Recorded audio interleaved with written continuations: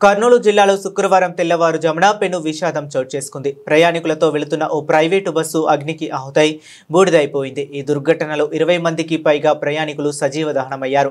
మరో 12 మంది తీవ్రంగా గాయపడ్డారు. హైదరాబాద్ నుంచి బెంగళూరు వెళ్తుండగా ఈ ప్రమాదం చోటు చేసుకుంది.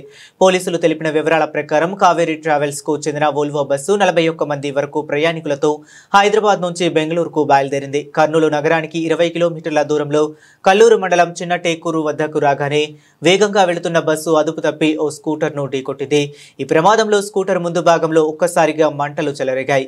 ప్రయాణికుల్లో చాలా మంది గాఢ నిద్రలో ఉండటంతో ఏం జరుగుతుందో గ్రహించేలోపే మంటలు బస్సును పూర్తిగా చుట్టుముట్టాయి. క్షణాల్లోనే అగ్నికీలాలు ఎగిసిపడి బస్సు మొత్తం వ్యాపించాయి. కొందరు ప్రయాణికులు అప్రమత్తమై అత్యవసర ద్వారాన్ని పగలగొట్టుకుని బయటపడ్డారు. ఈ ఘటనలో మొత్తం 12 మంది ప్రాణాలతో బయటపడగా వారికి కూడా గాయాలయ్యాయి. సమాచారం అందుకున్న వెంటనే పోలీసులు, అగ్నిమాపక సిబ్బంది సంఘటనా స్థలానికి చేరుకుని సహాయక చర్యలు చేపట్టారు. గాయపడిన వారిని అంబులెన్స్ల ద్వారా కర్నూలు ప్రభుత్వ ఆసుపత్రికి, సర్వజన ఆసుపత్రికి తరలించారు. బస్సు పూర్తిగా దగ్ధం కావడంతో సహాయక చర్యలకు ఆటంకం ఏర్పడింది. ప్రయాణికుల్లో ఎక్కువ మంది హైదరాబాద్ నగరానికి చెందిన వారు ఉండవచ్చని అధికారులు భావిస్తున్నారు. ఈ ఘటనపై కేసు నమోదు చేసుకున్న పోలీసులు దర్యాప్తు చేపట్టారు.